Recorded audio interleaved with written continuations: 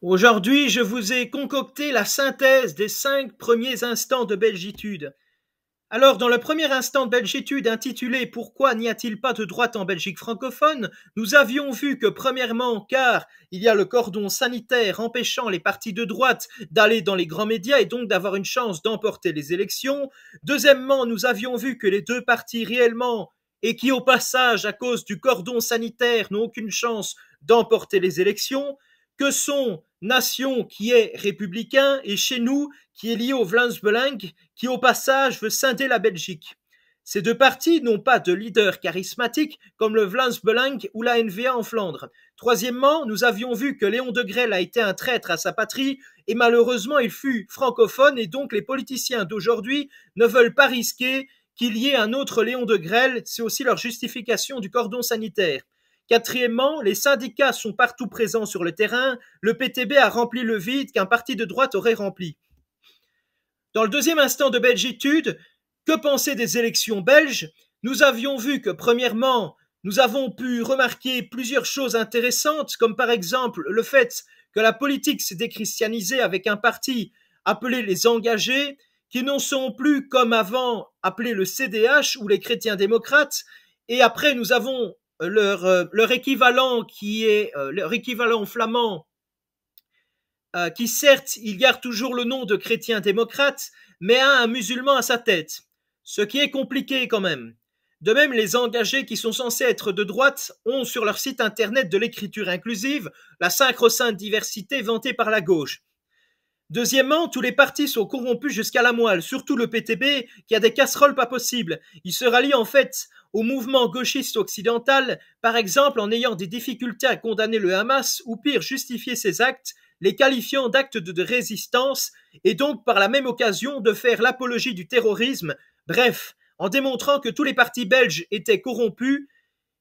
À l'époque, j'ai dit en tant que catholique traditionnaliste qu'aucun parti ne pourra nous sauver et donc que seule la monarchie absolue de droit divin pourra le faire. Dans le troisième instant de belgitude, quel est le niveau de remplacement en Belgique?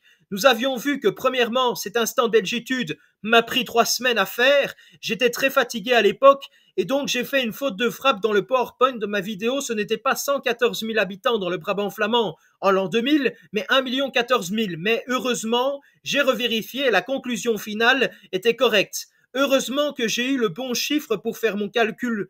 De même, j'ai fait 2 fautes de frappe en parlant d'Afrique occidentale au lieu d'Asie occidentale. Et je m'en excuse encore, mais ce n'est pas tellement de faute vu le travail que cela m'a demandé.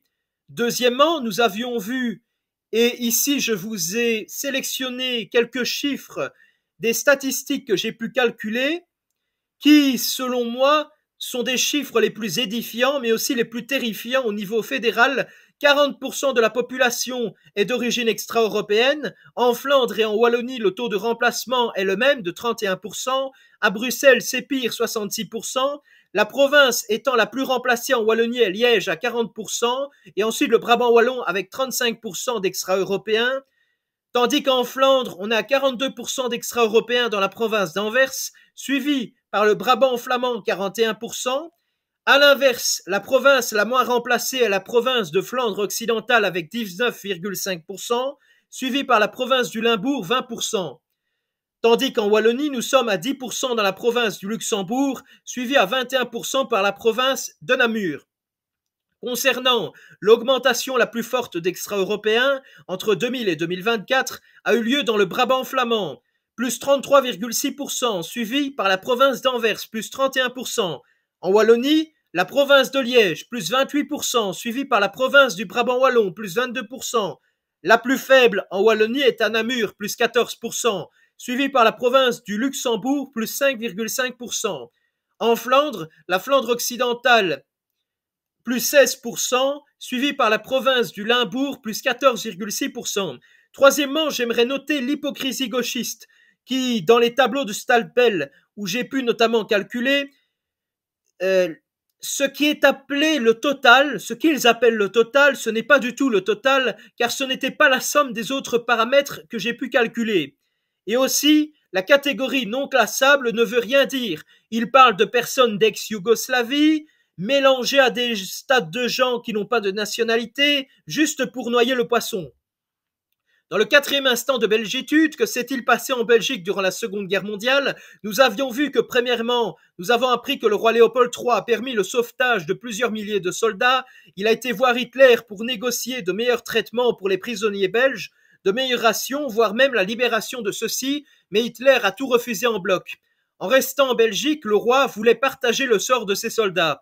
Deuxièmement, nous avions vu que, contrairement à une légende tenace, non, la gauche ne fut pas que la résistance et la droite la collaboration, très loin de là, car durant mes recherches, j'ai découvert que, et j'ai aussi calculé, que 60% des résistants étaient de droite contre 40% de gauche. Concernant la collaboration, 74% des collabos étaient de gauche contre 26% de droite.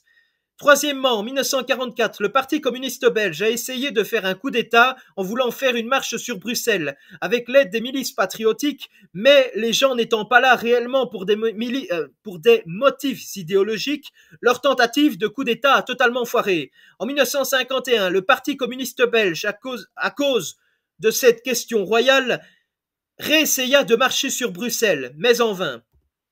Dans le cinquième instant de belgitude, pourquoi la Flandre est-elle de droite? Nous avions vu que, premièrement, car à la différence de la Wallonie, la Flandre a une réelle identité linguistique, culturelle et historique. Deuxièmement, la Flandre est plus riche que la Wallonie et donc vote plus à droite. Troisièmement, la Flandre est plus âgée et donc aura tendance à plus voter à droite. Quatrièmement, contrairement à la Wallonie, les collabos flamands se sont fait passer pour des victimes, expliquant que ce serait, selon eux, à cause de la persécution par l'État belge qu'ils sont passés à la collaboration avec l'Allemagne. Ces collabos ont donné la Volksunie, qui est l'ancêtre de la NVA et du Vlaams-Belang. Cinquièmement, car à la différence de la Wallonie qui est dans la francophonie, et donc la langue française ne risquant pas de disparaître à la différence du néerlandais, qui est beaucoup moins répandu dans le monde.